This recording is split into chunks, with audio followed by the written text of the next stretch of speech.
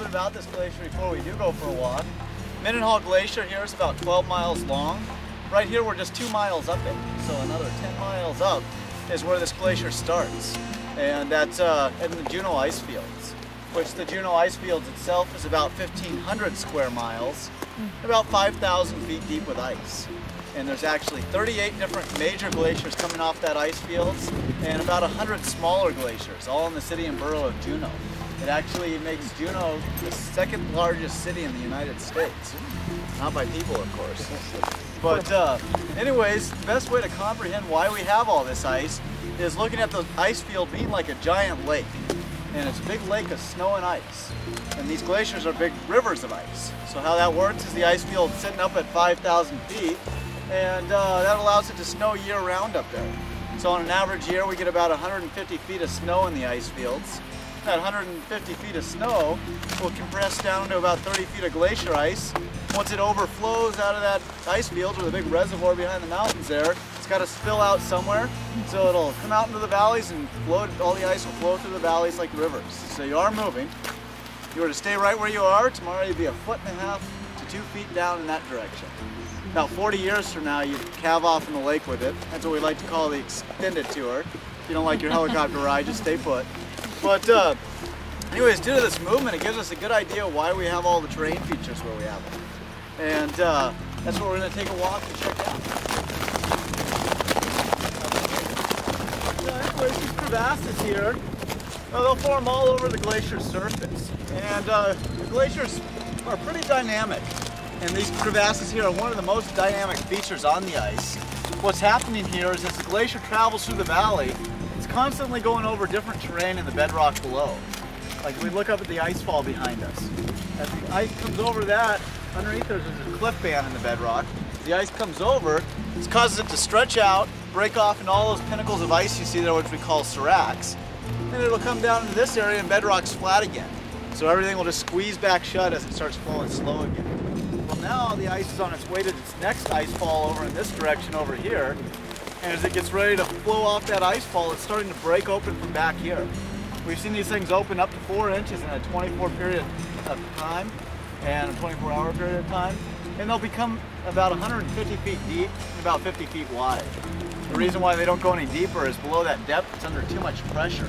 It'll just, the ice just flows like a plastic, just folds and bends over all the terrain. But Sean's gonna throw a rock in here. You got a good spot that's not gonna get hung up? And we can make our own estimates on how deep this is. All right. I think that did it hit the bottom. All right, let's take another one over to the next place. Let's take this one. And we'll walk over and look at another crevasse right over here.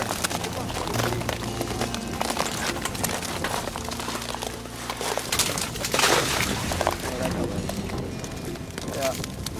So anyways, you can really see that blue color in here and how it gets more brilliant the deeper and deeper you go down there in the ice. And anybody wondering about the blue color from the ice? It's light. It is, just it's the light refracting out. This ice, when it's formed under pressure like it is, it squeezes the majority of the air out of the ice. And that gives it a large crystalline structure. It works like a prism. When the light shines into it, it absorbs all colors of the light spectrum except for blue. Blue is on the shortest end, so it's the only one that can escape or refract back out.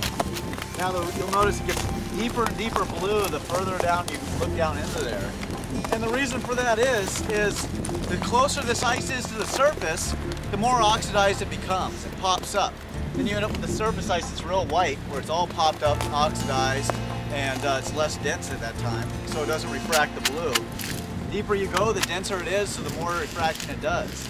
Or anywhere you have water sitting on it, it keeps it towards its normal density, so that way it doesn't actually, or it won't pop up and become oxidized. Yeah, this is by far one of my favorite views in. It's nice and tight, so we wouldn't go down too far, so we took the wrong step. Pop this piece? Yeah, pop it.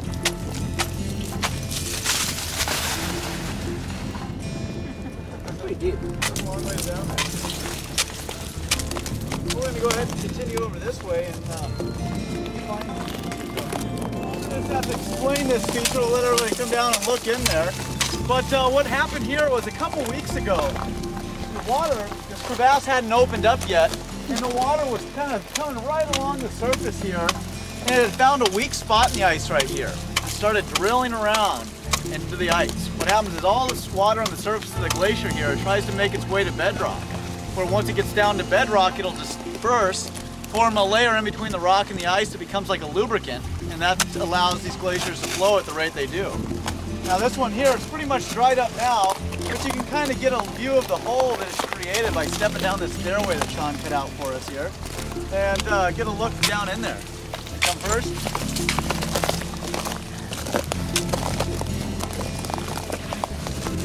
If you were to cut a glacier in half, it'd look like a big honeycomb filled with all sorts of subglacial streams and passageways. Good balance.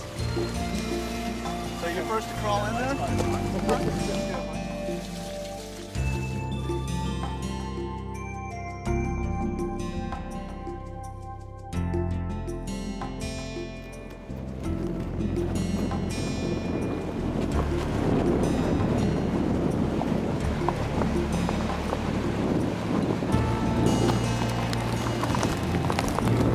You may have also noticed how dirty the surface of the glacier here is.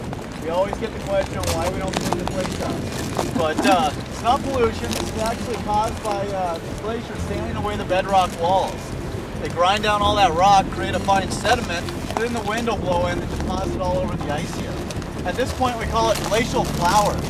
And a little interesting fact about it is this is actually one of the muds that they use for women's mud facials. So for those brave souls, feel free to slap some on as you walk along. It is amazing how it feels. It's a lot like silk.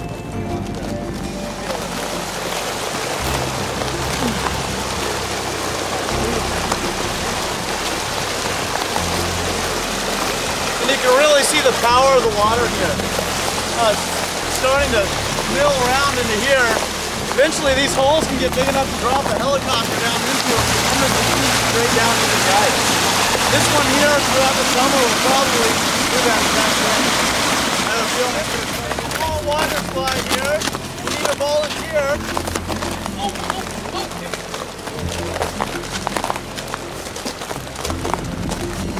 So when the water's traveling on the surface like this, it's what we call a mill stream. Where they start boring the holes where the holes are. That's a pretty good small. Want to walk on water? This makes a great photograph. As we come out here, now we don't want to all just rush out here because there are certain holes, so we'll show you a good place to stand. You can actually stand out here and in pictures it looks just like you're walking on water. This way, right over here. Yeah, go around. Right? He'll help you in. There are some deeper holes and we don't want to send you down here. You can do things like the backstroke. I would like to point out the mountain goats that we have sitting up here. If you look over in the greenery on the left of the waterfall, the bottom patch of trees, you'll see a green colored dot in the center. There's a panic goat bedded down with a kid right there.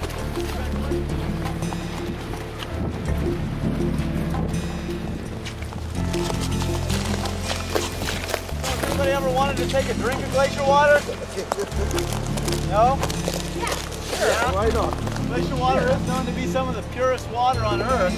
Oh, and we've never run any real studies on it. I've been doing this for 4 years. It's the only water that I drink while I'm up here. The best way to do that is actually right over here. It's a nice dry area where we get the water. And this is the way the mountain goat showed me.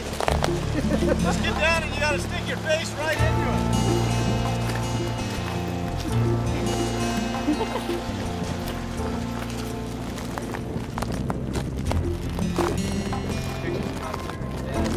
Alright folks, before it does get too noisy, I would like to thank you all for coming up and joining us in our air-conditioned office. And wish you a wonderful rest of your vacation in Alaska.